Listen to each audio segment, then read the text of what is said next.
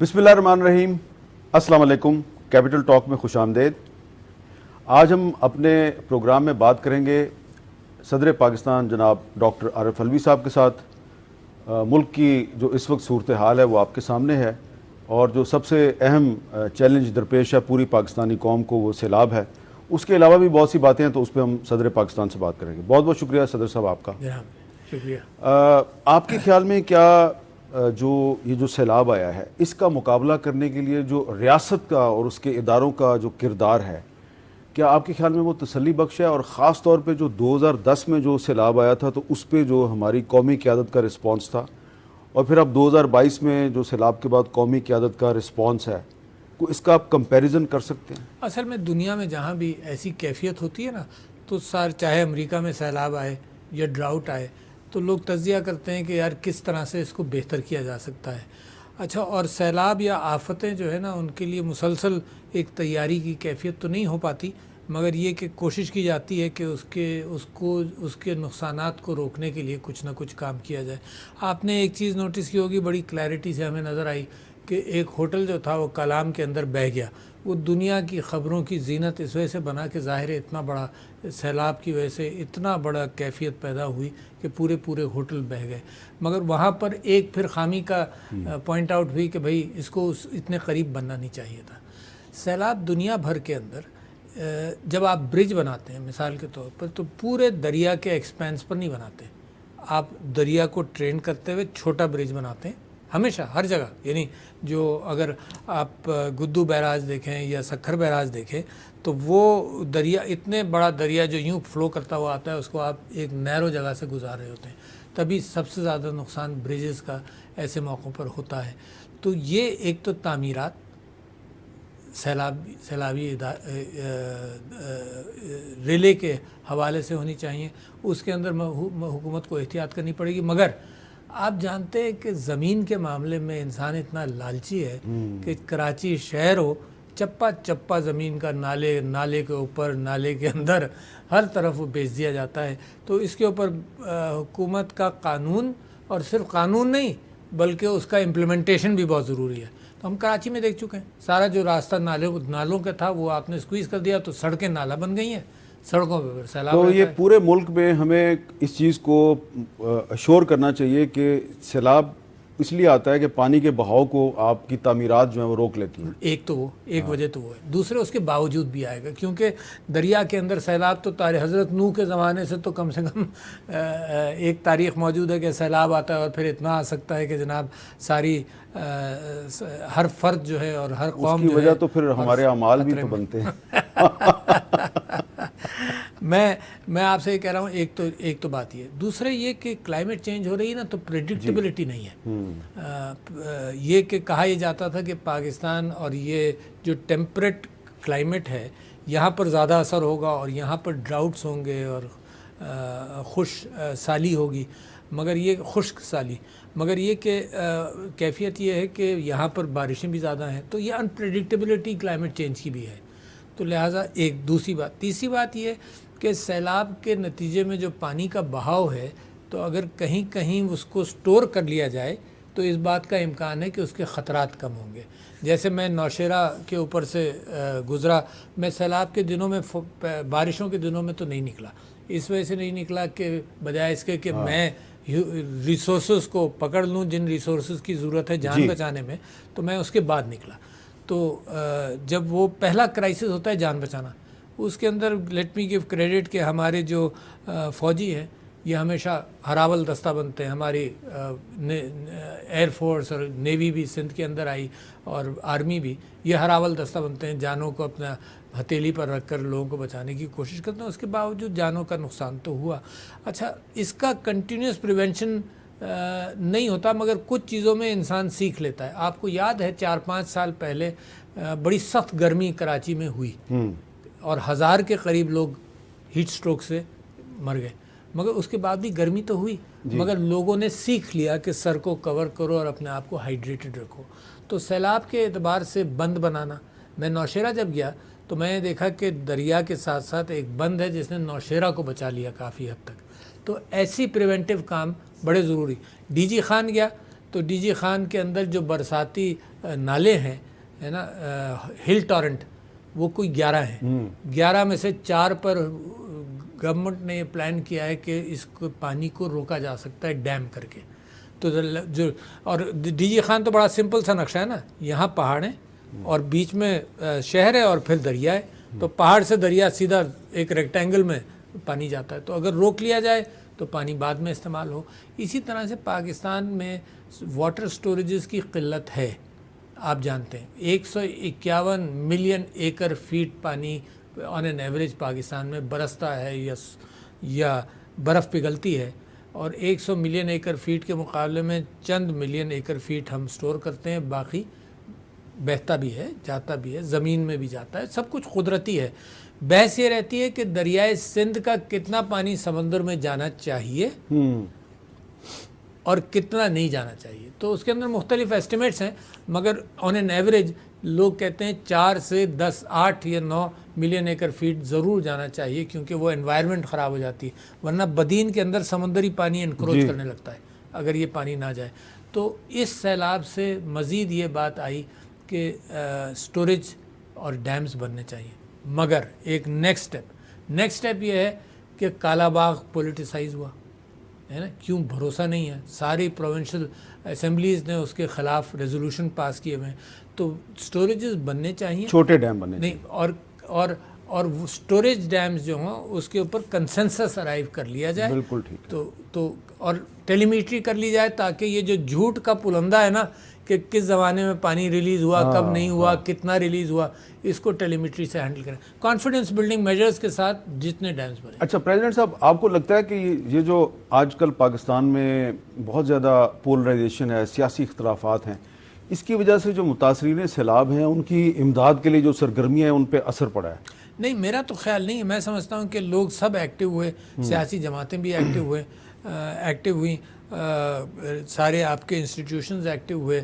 ایسے انسٹیٹیوشنز جو بڑا کام کر کے دکھایا انہوں نے کووڈ میں, این ڈی ایم اے مثال کے طور پر, پی ڈی ایم اے, انہوں نے ایکٹیویٹی دکھائی. تو میں سمجھتا ہوں کہ یہ ایکٹیویٹی تو اچھی رہی, مگر ایک اب کسر ہے.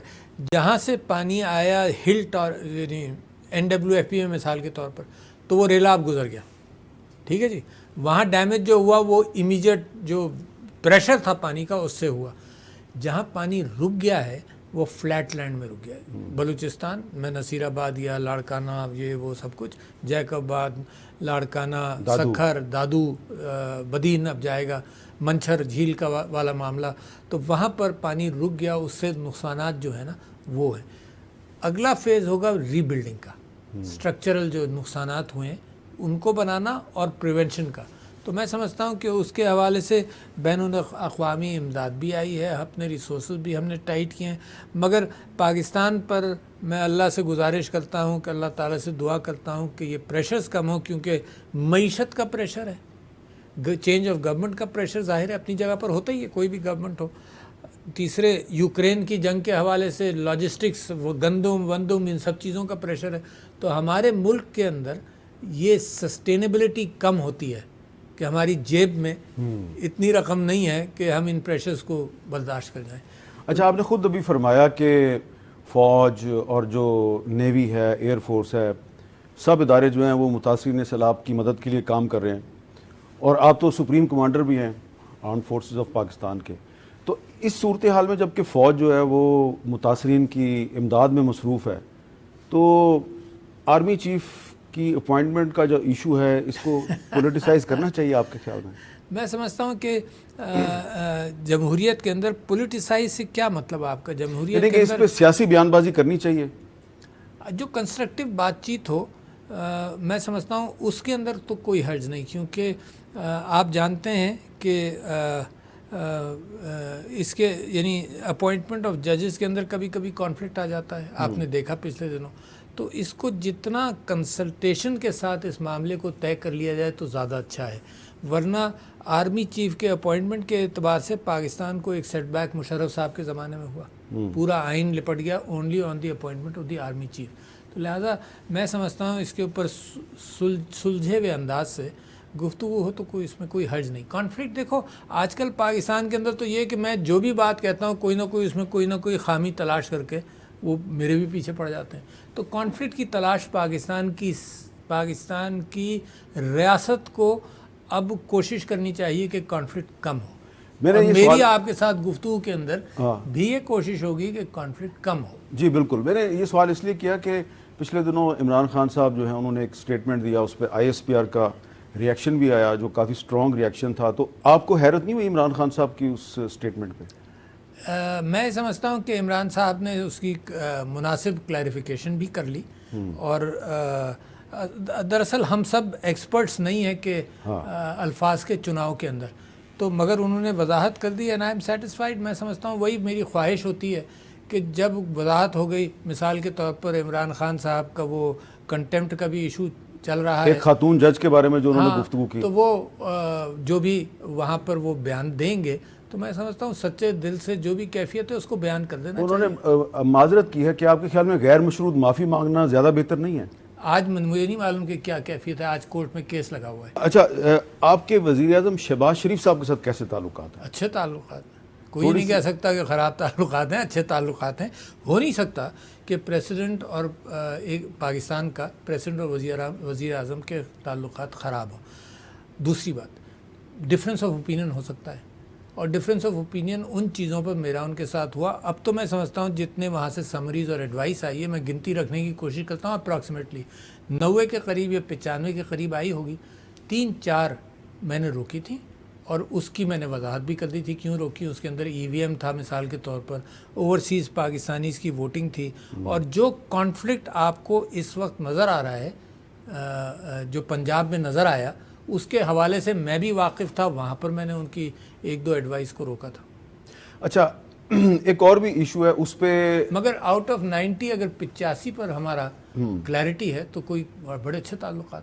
ہاں, ریشو کے لحاظ سے, شرح کے لحاظ سے. اور آپ کی ان سے ملاقات وغیرہ بھی ہوتی ہے یا؟ جی ملاقات بھی ہوئی. اچھا, پتہ نہیں چلتا ہمیں. نہیں, کوئی خفیہ ملاقات نہیں ہوئی. میں سمجھتا ہوں کہ جب وہ اوتھ ٹیکنگ پر مختلف وزراء کے آئے تو تب ان سے ملاقات ہوئی, اور اس کے علاوہ بھی وہ تشریف لائے تھے جب PM الیکٹ ہوئے تھے, تو انہوں نے ایک کرٹسی کال بھی جب کی تھی. پریزیڈنٹ صاحب, یہ ایک ہر چیز کا ایک منفی پہلو ہوتا ہے, ایک اس کا مثبت پہلو بھی ہوتا ہے. آپ کو اس میں کوئی پازیٹیو پہلو نظر آتا ہے کہ آپ پریزیڈنٹ آف پاکستان ہیں, آپ کا ماضی میں تعلق PTI سے رہا ہے, شہباز شریف صاحب پرائم منسٹر ہیں, ان کا تعلق PMLN کے ساتھ ہے, پنجاب میں اور KPK میں PTI اور اس کے جو الائز ہیں ان کی حکومت ہے, سندھ میں پیپلز پارٹی کی حکومت ہے, بلوچستان میں بہت سی پارٹیاں ہیں, وہ بلوچ قوم پرست ہیں, اس میں مذہبی جماعتیں بھی شامل ہیں, وہ بھی ہیں. تو ایک طرح سے تمام مین پولیٹیکل پارٹیز کسی نہ کسی طرح مرکز اور صوبے میں وہ پارٹنر ہیں. تو یہ ایک پازیٹیو چیز بھی ہے, لیکن اس کو اس کے رزلٹس جو ہیں وہ نیگیٹو کیوں نظر آ رہے ہیں؟ میرے خیال سے دیکھیے, اسمبلی میں سبھی جماعتیں ہوتی ہیں مثال کے طور پر, اور آپ یہ کہیں کہ اس فورم میں سبھی لوگ ہیں, تو اسی طرح سے ملک کے اندر مختلف ووٹروں نے مختلف رائے کے اعتبار سے کیا, اور اسی وجہ سے میں یہ سمجھتا ہوں کہ جمہوریت کے اندر اس بات کا امکان رہتا ہے کہ کانفلکٹ آئے, مگر ایز لانگ ایز وہ آئین کے دائرۂ کار میں رہے تو جمہوریت کو نقصان اتنا نہیں ہوتا. اچھا, نقصان کہاں ہوتا ہے؟ معیشت کے اعتبار سے نقصان ہونے کا امکان رہتا ہے کہ پالیسیز کی کنٹینیوٹی ہو. اگر یہ کیفیت نظر آئے کہ جو کام کسی پچھلی حکومت نے کیا سارا کا سارا انڈو کر ریڈو کیا جائے تو پھر اس میں تو بڑا نقصان ہوتا. آپ کو میں ذکر کروں, میں نے نیب کا بل کیوں روکا یا اوورسیز پاکستانیز کا معاملہ کیوں روکا. نیب کا بل کے اندر میں یہ سمجھتا تھا کہ 20 سال آپ لے کر نیب کو چلیں, 20 سال اس کی خامیاں ہیں, اس خامیوں کو ٹھیک کرنے کے بجائے آپ سارا وہ ادارے ہی کولیپس کروا دیں تو نقصان ہوا نا. یعنی ہم کوئی خدا نہ خواستہ بیوقوف قوم تو نہیں ہے کہ 20 سال ہمارے اوپر کوئی تجربہ ہو اور اس تجربے کو امپروو کرنے کے بجائے آپ کہیں جی اس کو پھاڑ کر پھینکو, اب نئی بساط کھولو. تو اس وجہ سے میں نے نیب کے بل کے اوپر میں نے آبجیکشنز کیے تھے کہ this is not the right way. Learning یعنی پولیٹیسائزیشن آف نیب کو روکنا چاہیے. جو شارپ ایکشنز ہیں جس سے تکلیف ہوتی ہے, یعنی ہیومن رائٹس کو انکروچ کیا گیا کہ اٹھا کر بند کر دیا, پوچھا نہیں جا رہا, ان چیزوں کو روکنا چاہیے, مگر جو ڈائریکشن ہے اس کا وہ رہنا چاہیے تھا. تو اس وجہ سے آئی ڈس ایگریڈ ود دیٹ. اچھا, آپ نے پچھلے دنوں ہمارے سے ایک ملاقات میں کچھ کتابوں کا حوالہ دیا تھا, میں وہ کتابیں اپنے ساتھ لے آیا. بہت ہو جائے. اچھا اس میں امبیسڈر ارشد سمیع خان صاحب کی جو کتاب ہے 3 President and an 8 تو یہ 3 صدور کے ساتھ یہ کام کر چکے ہیں اور یہ ایئر فورس سے ان کا تعلق تھا. تو انہوں نے اپنی ایک کتاب میں, آپ نے تو کتاب پڑھی ہوئی ہے, جی ہاں, تو اس کتاب میں یہ بتاتے ہیں کہ جب یہ صدر یحییٰ خان صاحب کے ساتھ تھے, ADC تھے, تو جب 1970 کے الیکشن کے رزلٹ آ رہے تھے تو یحییٰ خان صاحب نے کہا کہ میری جنرل عمر سے بات کراؤ. رات کو فون کیا.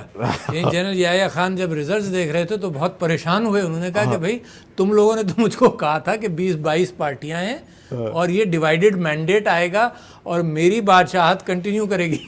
یہ تو 2 پارٹیاں آ گئی. تو اس میں میں صرف چند لائنیں جو ہیں ان کی, کہ انہوں نے جنرل عمر سے کہا کہ عمر, what in the devil's name is happening here? Where on earth has your assessment gone?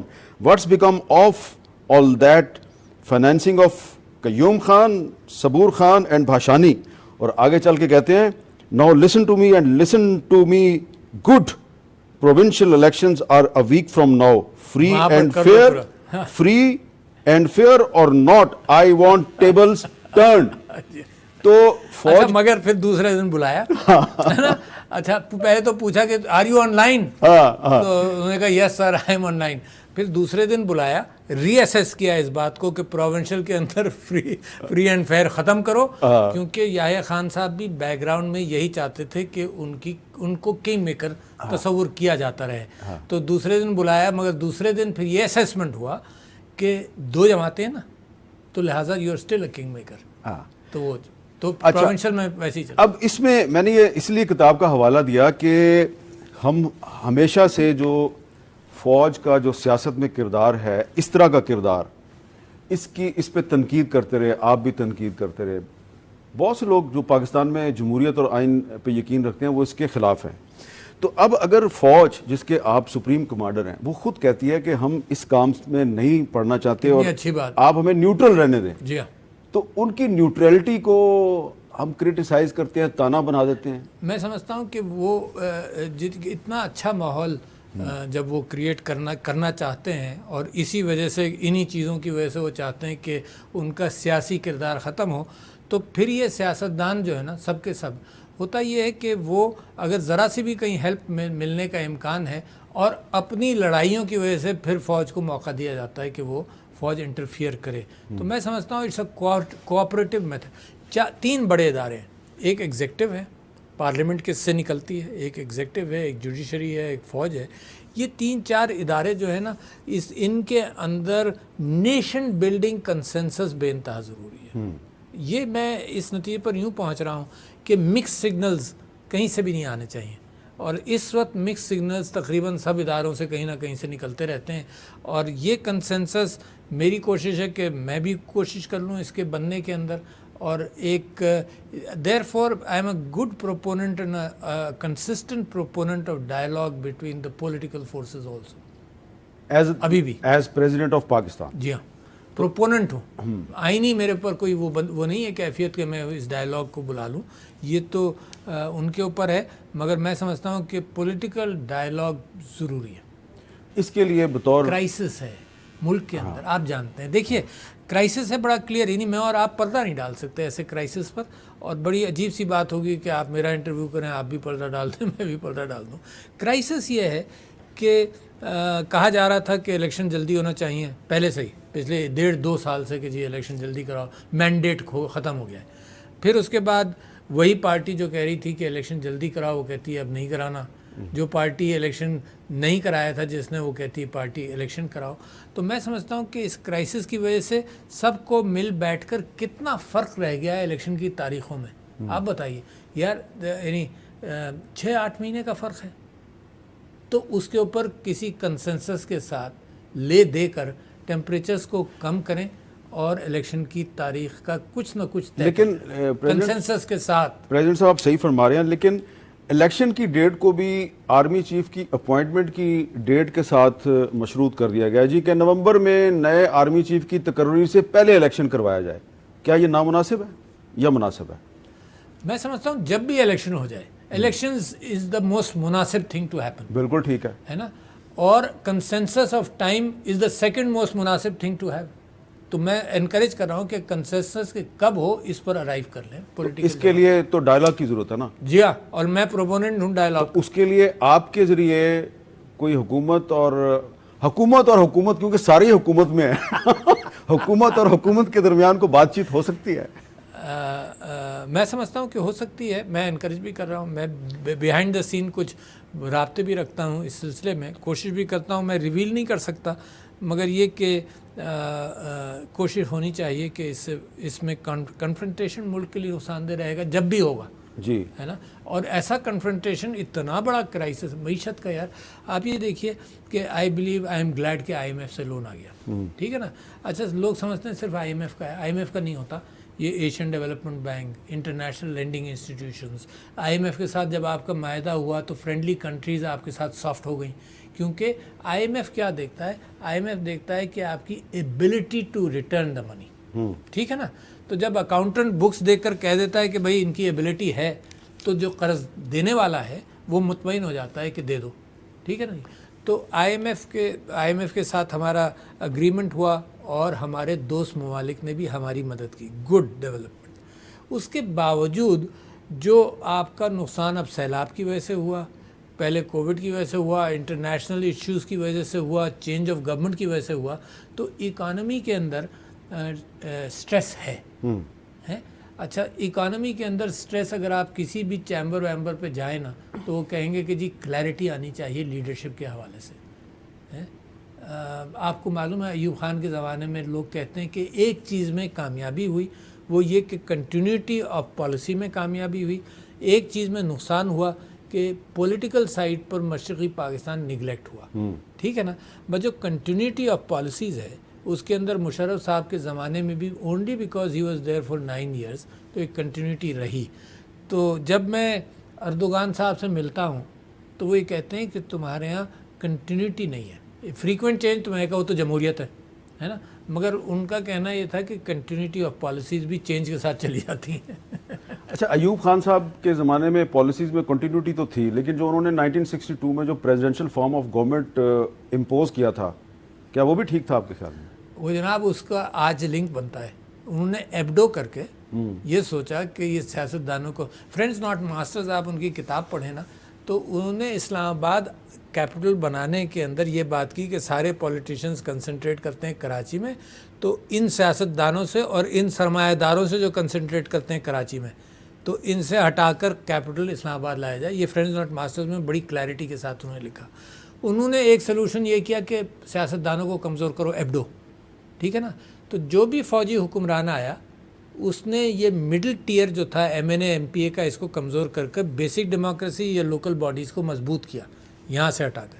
مگر میں سمجھتا ہوں کہ یہ جو ڈکٹیٹرشپ والا ماحول گزرتا ہے نا, ان کو اندازہ نہیں ہے کہ پبلک کو ہینڈل کرنا, پبلک کو موٹیویٹ کرنا بڑا مشکل کام ہے. یہ صرف کاغذ پر بیٹھ کر کمروں میں نہیں ہو سکتا, یہ زمین پر ہوتا ہے. سیاستدان کو نااہل کرنا کسی مسئلے کا حل نہیں ہے. سیاستدانوں کو نااہل کرنا کسی مسئلے کا حل نہیں ہے, مگر آپ اگر کسی طرف جا رہے ہیں تو اس حوالے سے میں آپ سے یہ کہوں کہ میں بڑا پروپوننٹ تھا اس بات کا, اور آج بھی میں آپ کے سامنے کہتا ہوں, اور مجھ سے غلطیاں بھی ہوئی ہیں. یعنی میں سمجھتا ہوں کہ جب بھٹو صاحب گرفتار ہوئے اور ان کے اوپر ایلیگیشنز لگیں, تو میں اپنی زندگی کے اس دور میں یہ سمجھتا تھا آئیڈیلی کہ جی ان کا ٹرائل ہونا چاہیے, ہے نا, لٹل ریئلائزنگ کہ ویئر ول اٹ گو. اور لوگ کہتے تھے کہ سب کا کرو, پہلے سے کرو. میں نے کہا یار جو ہے اس کا تو کر لو. تو میں یہ سمجھتا ہوں کہ اس میں پھونک پھونک کر قدم رکھنا چاہیے. سیاستدانوں کو سیاست سے ڈسکوالیفائی کرنے کے اعتبار سے you should have good rational reason کہ کسی سیاستدانوں کو اگر کوئی مرڈر ہو جائے, واٹ ول یو سے, آپ سے پوچھ رہا ہوں. مرڈر ہو جائے تو ظاہری بات ہے انصاف ملنا چاہیے. اور اگر کوئی کرائم ہو پروون, پھر کیا ہوگا؟ ظاہری بات ہے اس کی قانون. تو لہٰذا یہ چیزیں ان دو کوالیفیکیشنز کے ساتھ میں سمجھتا ہوں کوئی بھی دا ویٹیج آف دا کرائم. میں نے ایک جھوٹ بولا کبھی زندگی میں, کیا وہ اتنا ہی ہے؟ میں آج میری زندگی کے لیے, میں 20 سال کا تھا, میں نے ایک جھوٹ بولا, What that be big enough for me? تو میں سمجھتا ہوں کہ یہ جو انصاف ہے یہ تو صرف اللہ کرتا ہے, بالکل ٹھیک ہے, اور کوئی نہیں کر سکتا. کن سرکمسٹانسز میں کیا بات کہی گئی. آج کل ہمارا آپ کا ایک ہیبٹ ہے کہ واٹس ایپ پر جو کچھ پرانے کلپ نکالنا. اب تو منکر نکیر ہے, اب تو سیاسی جلسوں میں بھی چلائے جاتے ہیں پرانے کلپ. اچھا, پرانے کلپ سے بھی میں سمجھتا ہوں کہ قوم کو سیکھنا پڑے گا. ایک بڑا زمانہ بدل رہا ہے. اچھا, زمانہ بدل رہا ہے کہ اندر یہ نہیں ہو سکتا کہ تم اس چیز کو بند کر دو, جیسے یوٹیوب بند کر دیا گیا. اٹ کانٹ ہیپن کہ آپ بند کر دیں. جن چیزوں کو روکا تو مسلمانوں کا نقصان بہت ہوا. میں آپ سے کہتا ہوں گوٹنبرگ بائبل چھپی 1400 کچھ کے اندر. اچھا, مسلمانوں نے کہا کہ یہ پرنٹنگ پریس ہے, بڑا خطرناک ہے, بڑی خراب چیزیں اس سے پرنٹ ہوں گی. 300 سال مسلمانوں نے پرنٹنگ پریس کو ڈسکریج کیا. 300 سال ہے نا. لاؤڈ سپیکر کو ڈسکریج کیا مثال کے طور پر, ٹیلی ویژن کو ڈسکریج کیا مثال کے طور پر. یہ جو ڈیڈ باڈیز کا ڈسیکشن ہوتا ہے نا, فار انیٹمی, نہیں فار انیٹمی, فار لرننگ, پتہ ہی نہیں چلتا. تو انگلینڈ میں شروع ہوا 14ویں صدی میں, 15ویں صدی میں. پہلا ڈسیکشن مسلمان ملک میں قاہرہ میں 1826 کے اندر عطار نے کیا ہے. تو 400 سال مسلمانوں کی سائنس جو کتنے آگے تھی سیٹ بیک ہوا. تو اس زمانے میں یہ ٹولز جو آگے آئے ہیں, ٹویٹر, فیس بک مثال کے طور پر, یوٹیوب, اس کو پرانی ترکیبوں سے ڈنڈا مار کر روکنا ناممکن ہے. بالکل ٹھیک آپ کہہ رہے ہیں. یعنی میں آپ سے یہ کہہ رہا ہوں کہ اگر آپ کے پاس ایک توپ ہے اور مچھروں کا یلغار ہو, آپ کہیں بھائی ہمارے پاس تو توپ ہی ہے, ہم توپ کر کے چند. آپ نے بڑی اچھی مثال دیا. یوٹیوب پر پابندی کا مطلب یہ ہے کہ توپ سے مچھر مار رہے ہیں آپ. ہاں, تو اور یہ رکتا نہیں ہے. مطلب میں آپ سے یہ بھی کہہ رہا ہوں کہ پانی, یہ جو پانی کی طرح یہ چیزیں آتی ہیں یہ رکتی نہیں ہیں. لہٰذا کس کو پابند کریں گے؟ فیس بک کو, ٹویٹر کو اپیل کریں گے آپ. اور پھر دیکھیے ان کی انکروچمنٹ کتنی ہوتی ہے. پچھلے دنوں اگر آپ نے ٹویٹر پاکستان کا اسٹیٹمنٹ پڑھا ہو تو انہوں نے تو اس اسٹیٹمنٹ کے اندر آپ اس کا تجزیہ کریں گے تو آپ کو افسوس ہوگا کہ یار یہ مینڈیٹ انہوں نے کیسے لے لیا. انہوں نے کہا کہ جہاں جو حالات ہیں ان پر ہماری نظر ہے, ہم یہاں کانفلکٹ ڈسٹرکٹس میں اور یہاں ہونے نہیں دیں گے. یار یہ مینڈیٹ تو آپ کا تھا, وہ انٹرنیشنل ایجنسی کے پاس کیسے چلا گیا؟ تو لہٰذا میں سمجھتا ہوں کہ وہ قومیں ترقی کریں گی جو ان ٹولز کو اپنے جامے میں رکھیں. اچھا, یہاں پہ میں نے ایک بریک لینی ہے اور بریک کے بعد صدر پاکستان ڈاکٹر عارف الوی صاحب کے ساتھ ہماری گفتگو جاری ہے.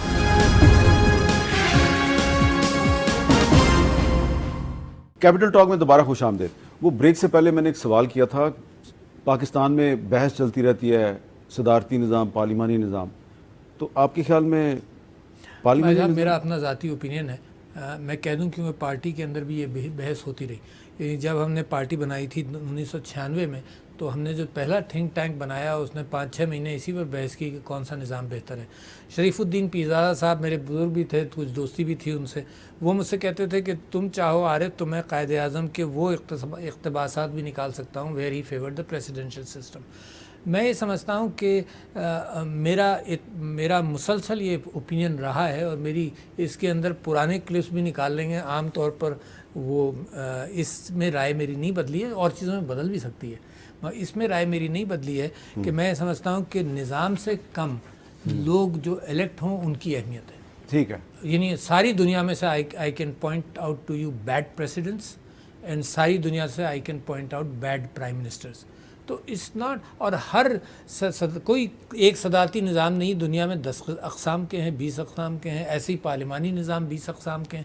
تو صحیح بندے کا الیکٹ ہونا بہت ضروری ہے. تو اور جو سیاستدان سروس کے لیے نکلتے ہیں تو ہر نظام کے اندر سروس کر سکتے ہیں, ہر نظام. اچھا یہ بتائیں سر کہ آپ نے دی میتھ آف انڈیپینڈنس کا بھی ذکر کیا تھا ایک گفتگو میں. بھٹو صاحب کی جو کتاب ہے جو 1967 میں انہوں نے لکھی تھی. اب اس کتاب کو میں اس لیے زیر بحث لا رہا ہوں کہ پچھلے دنوں بڑی بحث ہوئی کہ پاکستان میں امریکہ جو ہے وہ بڑی سیاسی مداخلت کرتا ہے. تو بھٹو صاحب نے تو اس کا ذکر میتھ آف انڈیپینڈنس میں بڑی ڈیٹیل سے کیا ہوا, 1967 میں جو کتاب لکھی تھی. ویسے اس کا ایک بڑا جو مجھے انٹرسٹنگ لگتا ہے کہ ایک جگہ وہ لکھتے ہیں کہ in official embassies made frequent visits to the subcontinent to assess the prospects of Indo Pakistan confederation. During this time in testimonies before Congress, United States official voiced the opinion that containment of China in Southeast Asia was more important than the settlement of the Kashmir dispute. تو آج بھی اچھا جی اس کے اوپر میں آپ کا اضافہ کروں ہے نا بہت ضروری ہے تاریخ کے اعتبار سے بڑی اہم کوٹیشنز ہیں. اچھا فرینڈز ناٹ ماسٹرز میں ایوب خان اپنے ڈس اپوائنٹمنٹ کا بھی ذکر کرتا ہے کہ 62 میں اور یہ جو آحد صاحب کی کتاب ہے اس کے اندر بھی اس بات کا ذکر ہے, بھٹو صاحب بھی مختلف کرتے رہے. 62 کے اندر یہ ایشورنس دی گئی کہ ڈونٹ اوپن دا فرنٹ اور کشمیر کا سلوشن ہم تمہاری مرضی کے اعتبار سے کریں گے 62 میں ہیں. اور یہ ambassador U S ambassador to India and U S ambassador to Pakistan دونوں نے مل کر دی, لہٰذا آپ نے 62 میں ٹرسٹ کیا. آپ نئی قوم, حالانکہ ہم کشمیر پہ قبضہ کر سکتے ہیں. ہاں آپ نئی قوم تھے, آپ سمجھتے تھے کہ جو انسانی تعلقات ہیں وہی قوموں کے تعلقات ہوں گے. ٹرسٹ, فرینڈشپ, دنیا میں ہمیں پتہ چلا friendship is no issue, is the vested interest which counts. 62 میں ہوا. پھر 65 میں یہ ہوا کہ پھر ایوب خان صاحب کو ایشورنس دیا گیا کہ انٹرنیشنل فرنٹیئر نہیں کھلے گا, ہے نا, تم جو کرنا ہے تم کشمیر کے حوالے سے کر لو. Those disappointments of Ayub Khan صاحب. بھٹو صاحب نے وہ خط بھی لہرایا تھا. Nobody can deny that whether it's People's Party or anybody. I know you heard that speech. راجہ بازار راولپنڈی. راجہ بازار راولپنڈی میں.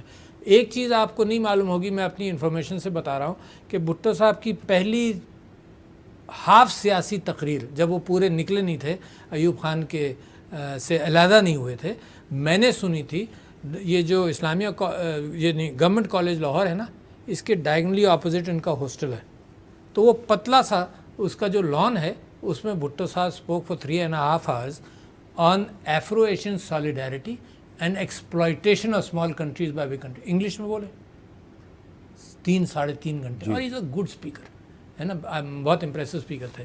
تو اس کے بعد اگر آپ مسلسل دیکھتے رہیں تو دنیا کے اندر انٹرفرنسز ہوئے اور پتہ جب چلتے ہیں. اور میں نے خط جو لکھا چیف جسٹس کو, اس کے اندر مصدق صاحب کے انسیڈنٹ کا بھی ذکر کیا ہے اور کہا کہ 60 سال بعد یہ اندر سے کسی نے بتایا کہ دس واز پیپر. تو میرا سوال بھی یہی ہے کہ بھٹو صاحب نے جو بات کہی تھی کہ امریکہ پاکستان میں مداخلت کرتا ہے, کیا ابھی بھی وہ مداخلت ہوئی جیسا کہ عمران خان صاحب کہتے ہیں؟ میں سمجھتا ہوں کہ یہ جو مداخلتوں والی کیفیت ہے یہ چھپی رہتی ہے نا.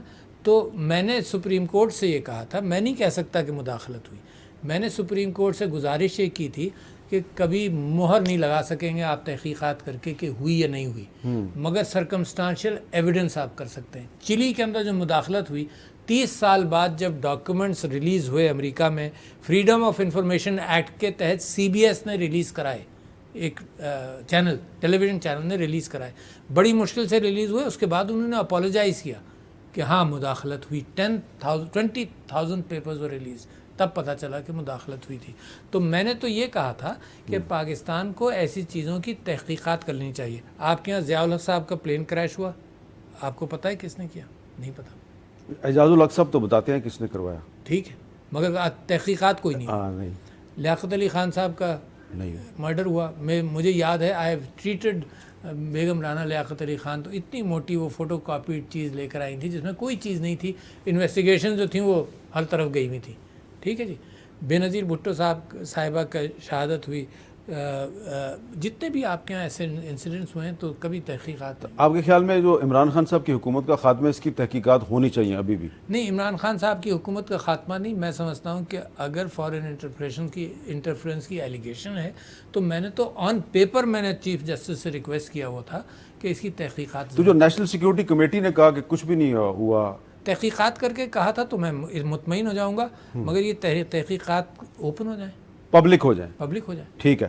پچھلے دنوں ہمارے جو وزیر داخلہ ہیں رانا ثناء اللہ صاحب, انہوں نے کہا جی کہ جو فورن فنڈنگ کیس ہے, ممنوعہ فنڈنگ کیس ہے, اس میں پریزیڈنٹ عارف الوی صاحب کا بھی نام آیا ہے جو الیکشن کمیشن کی ہے, تو ان کے خلاف بھی تحقیقات ہونی چاہیے. تو آپ کو تو آئینی تحفظ حاصل ہے, تو کیا آپ اپنے آپ کو پیش کریں گے؟ یہ فورن فنڈنگ کیس ہے کیا جی؟ یہ ہم جیسے وہ بیوقوف ہیں جنہوں نے یہ کوشش کی کہ پاکستان کے اندر فنڈنگ کو اوپن کرو. اچھا. اور جیسے اور میرے بیوقوف دوست, بیوقوف میں تنزیہ کہہ رہا ہوں, کہ انہوں نے جب پارٹی بنی نا تو انہوں نے کہا یار ایک ہم کیش نہیں لیں گے, ایک چیز اکاؤنٹ میں آنی چاہیے. ہم بے چین بیٹھے رہتے تھے, یار اکاؤنٹ کھولو, اکاؤنٹ کھلواتے رہتے تھے. لوگ کہتے تھے یہ 10,000 روپے لے جاؤ مگر میرا نام نہیں آنا چاہیے. ٹھیک ہے نا. ہم ان مشکلات سے گزرے. جب میں سیکرٹری جنرل بنا تو میں نے کہا کہ یار یہ لوگ ایسے فنڈ دیتے ہیں کہ جی پاکستان میں میرے عزیز سے لے لینا، یہ میں ڈالر فلانے کو دے رہا ہوں. تو میں نے کہا یہ ہنڈی والا معاملہ ختم ہونا چاہیے. وہاں ایک آفیشلی لمیٹڈ لائبلٹی کمپنی میں نے کھلوائی 5013C کے اندر ہے. That is the only way in which Pakistanis can collect legally collect funds and send them to Pakistan. اچھا وہ ساری لسٹ بھی اس پہ ویب سائٹ پر تھی ہے نا، اور اسی کے اوپر فنڈز جنریٹ ہوئے. ہم چھوٹے فنڈز والے لوگ تھے، اسی طرح سے $10 $15 جمع کیے. اچھا اگر آپ امریکہ میں جائیں نا تو اگر آدمی کوئی چیک دے رہا ہے تو وہ اپنی کمپنی کا چیک دے دیتا ہے. عام طور پر وہی طریقہ ہے نا، چیک کاٹ دیا. چلو وہ اگر کسی کمپنی کا ہے تو اس کو آپ الگ کر لیں. الیکشن کمیشن نے یہ بھی کہا کہ جی یہ لمیٹڈ لائبلٹی کمپنی کیونکہ کمپنی ہے لہٰذا اللیگل ہے. یہ میں آپ کو بتاتا ہوں نا، جب یہ ہمارے ہاں یہ ٹرانسفر آف فنڈس کی بات ہو رہی تھی تو ٹرسٹ بنایا یہ جو فری سافٹ ویئر فری جو سافٹ ویئر ہوتی ہے نا اس کا ایک ٹرسٹ ہوتے ہیں دنیا میں. تو اسٹیٹ بینک نے کہا کہ یہ ٹرسٹ ہے تو لہٰذا اس کی تحقیقات ہونی چاہیے منسٹری آف انٹیریئر کے ساتھ. تو میں نے کہا یار اسٹیٹ بینک ہو، اگر کوئی بلڈ بینک کھولے تو تم کہو گے جی ہماری پرمیشن کے بغیر بلڈ بینک نہیں کھل سکتا. تو میں آپ کو یہ مثالیں اس لیے دے رہا ہوں کہ یہ جو کمپنی کھولی گئی that was the only legal way of doing it. تو آپ نے کوئی لیگل کام نہیں کیا ہوا؟ نہیں، آئی انسسٹ. اچھا، I was the secretary general of that time. کوئی لیگل کام نہیں کیا یار. یعنی آپ یہ دیکھیے کہ اس کے اندر کسی نے اگر کمپنی کا چیک دے دیا تو پاکستان کا قانون یہ ہے کہ جی کمپنی کا چیک آپ نکال دیں. You think that is foreign funding? یہ تو خیر الیکشن کمیشن نے خود ہی کہا ہے فارن فنڈنگ نہیں ہے، ممنوع فنڈنگ. ممنوع فنڈنگ ہے. ممنوع فنڈنگ واپس لے لو بس، اور کیا ہو سکتا. اچھا، آپ نے یوٹیوب پہ but it is only because کہ ہم چاہتے تھے کہ چھوٹے فنڈز اکاؤنٹڈ رہیں. وہ بیچارہ اسد قیصر کے اوپر بھی وہ ایشو ہو گئے نوٹسز. اسد قیصر صاحب کو میں نے یہ کہا، I was a secretary general again, میں نے یہ کہا کہ یار کیش میں ہم تمہارا کرایہ بھی نہیں دیں گے، کیش میں ہم لوگوں کی تنخواہ بھی نہیں دیں گے. تم اکاؤنٹ کھولو گے تو یہاں سے پھر پیسہ جائے گا. تو party which is making an effort in Pakistan کہ everything should be open, اسی کی گردن پکڑ کر موڑو. تو میں تو کیوں اس زمانے کی بات کر رہا ہوں، پریسیڈنسی کی بات نہیں کر رہا. ٹھیک ہے نا. اچھا، آپ نے کیونکہ یوٹیوب کا ذکر کیا ہے تو فریڈم آف ایکسپریشن اور فریڈم آف پریس کے بارے میں پچھلے دنوں آپ نے ایک خط لکھا تھا پرائم منسٹر صاحب کو. میں نے اس پہ بات کرنی ہے ایک، لیکن بریک کے بعد.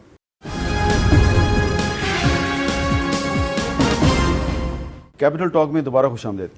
پریزیڈنٹ صاحب، پچھلے دنوں آپ نے پرائم منسٹر شہباز شریف صاحب کو ایک خط لکھا جس میں آپ نے کچھ مثالیں دی کہ پاکستان میں آزادی صحافت پہ، فریڈم آف ایکسپریشن پہ کچھ حملے کیے جا رہے ہیں، کچھ پرابلمز ہیں، کچھ صحافیوں پہ مقدمات قائم ہو رہے تھے.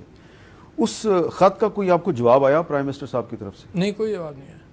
اچھا، آپ نے بٹ آئی ہوپ، مطلب خط کا اگر جواب نہیں بھی آئے تو میری امید یہ ہے کہ وہاں مطلب ایک ایشو ریز ہوا اور کنسرن ہونی چاہیے. اچھا، آپ نے کوئی اس قسم کا خط جب عمران خان صاحب وزیر اعظم تھے تو اس وقت ان کو لکھا تھا؟ بالکل نہیں لکھا تھا. کیوں نہیں لکھا تھا پوچھیں. اس لیے کہ سارے وزراء کے ساتھ میرے تعلقات تھے، میری دوستیاں تھیں، ان کو میں ڈائریکٹ فون کر کے پوچھ لیتا تھا. میں نے بہت ساری چیزیں انکلوڈنگ عمران خان صاحب کے زمانے میں بلز اور ایڈوائس روکے ہیں. لا منسٹر سے بات کی، لا منسٹر سے ایشورنسز لیں، لا منسٹر نے کوئی بل اس کو پھر ٹھیک کیا. لا منسٹر نے ایک بل پر مجھ کو یہ بھی کہا کہ جی آپ اس کو پاس کر دیں. یہ تھا harassment of women's property rights act. اس کے اندر میں نے کہا کہ یار اس میں اپیل والا کوئی بندہ ہی نہیں ہے، کسی کو اپیل کریں گے اگر اس نے محتسب نے فیصلہ کر دیا. تو لا منسٹر نے مجھ سے وعدہ کیا کہ آپ سائن کر دیجئے، میں جیسے ہی کوئی امینڈمنٹ آئے گا نا اس کے اندر یہ بھی امینڈمنٹ ڈال دوں گا. تو میری یہ جو کمیونیکیشن تھی تو کمیونیکیشن ویسے ہی تھیں جیسی آج ہیں، مگر اب کیونکہ یہ اتنا وہ مجھ سے پوچھتے نہیں ہیں یا رابطہ نہیں رکھتے تو لہٰذا میں نے آفیشیلی خط لکھا. مگر جرنلسٹ کے لیے ہمیشہ گفتگو ہوتی رہی. اچھا، میں نے سوال اس لیے کیا irrespective آف پارٹی کون سی ہے. میری پارٹی کے زمانے میں نے پریزیڈنٹ صاحب سوال اس لیے کیا کہ ابھی جو شہباز شریف صاحب کی وزارت عظمیٰ کے دور میں جو کچھ ہو رہا ہے یقیناً آپ نے اس پہ خط لکھا، بہت اچھا کیا. لیکن جب عمران نام میں نے پرانے کے بھی لیے تھے نا، پرانے اپنے پرانے کے بھی سارے نہیں لیے. کچھ لوگوں کو یہ اعتراض ہوا کہ جی میرا نام نہیں لیا تم نے. مگر پرانے بھی میں نے نام تو لیے تھے. ہاں نام آپ نے لیے تھے, لیکن ان کے زمانے کے جب عمران خان صاحب وزیر اعظم تھے تو آپ نے کہا کہ وزراء کے ساتھ آپ کی براہ نہیں, راست. مگر اس زمانے کے نام بھی میں نے لکھے ہیں. ہاں نہیں, وہ میں بالکل آپ صحیح کہہ رہے ہیں, لیکن جب کیا آپ نے پوچھا تھا فواد چودھری صاحب سے پوچھا تھا. یا شبلی فراز صاحب سے کہ یار یہ ابصار عالم کو گولی مار دی, یہ اسد طور کے گھر میں گھس کے اس پہ تشدد کیا گیا, میر شکیل الرحمان کو بغیر کسی مقدمے کے نیب نے بند کیا ہوا ہے, اس طرح کے بہت سے واقعات. سب پوچھے میر شکیل الرحمان سے بھی بات چیت بھی ہوتی رہی. اچھا ہاں سب پوچھے, اور ان کا غم بھی سنتا رہا ہوں میں, ظاہر ہے نا, سب سنتا رہا ہوں. تو آپ کے خیال میں ابھی جو شہباز شریف صاحب کی حکومت ہے, ان کو اس دور میں ہونے والے واقعات اور پچھلے دور کے جو واقعات ہیں سارے, ان سب کی ایک انکوائری نہیں کرنی چاہیے؟ کریں, اچھی بات ہے نا. مطلب یہ میں سمجھتا ہوں جرنلسٹ پر اتنا پریشر, وہی میں آپ سے کہہ رہا ہوں کہ وہ توپ سے مچھر مارے جا رہے ہیں. مطلب یہ دنیا کے اندر اب آپ جرنلسٹ کا منہ بند نہیں کر سکتے. جرنلسٹ کا آپ منہ بند کر دیے تو وہ ایک سیاستدان ہے, اس کے فرض کرو 50 لاکھ فالوورز ہیں, وہاں سے شروع ہو جاتے ہیں. اچھا پاکستان میں فالوورز ہیں, امریکہ میں بھی وہی فالوورز بیٹھے ہوئے ہیں, وہاں سے شروع ہو جاتے ہیں. تو کس کا آپ منہ بند کرنے کے قابل ہو؟ اچھا آپ نے بطور پریزیڈنٹ پی کا آرڈیننس جاری کیا, پی کا امینڈمنٹ آرڈیننس, اس کو اسلام آباد ہائی کورٹ نے مارچ 2022 میں, یعنی کہ اسی سال مارچ کے مہینے میں, اس کی کچھ جو شکیں تھیں ان کو غیر آئینی قرار دے کے غیر مؤثر قرار دے دیا. آپ کے خیال میں ان کا ججمنٹ اچھا ٹھیک ہوگا؟ تو پھر اس کا مطلب ہے آپ کو آرڈیننس ٹھیک نہیں تھا؟ جی میرے پاس ایڈوائس کیس کے طور پر جو چیزیں آتی ہیں کبھی میں خود ججمنٹ کر لیتا ہوں, ہے نا. میں وکیل نہیں ہوں, مگر وکالت کی آدھی ڈگری مجھے مل سکتی ہے. اچھا, اور کبھی میں, جیسے میں آپ کو مثال دیتا ہوں, سائبر کرائمز ایکٹ جو جب میں اسمبلی میں تھا تو اس زمانے میں انوش رحمان صاحبہ was the minister of information, تو ان کے ساتھ بیٹھ کر ہم یہ کہتے تھے کہ اگر تم نے کسی کا چھاپا ڈالنا ہے اس سلسلے میں تو کوئی مجسٹریٹ بیچ میں ڈالو, ہے نا, جس سے رات کو یعنی 24 گھنٹے وہ آپ کے ساتھ رہے, آپ پرمیشن ضرور لیں.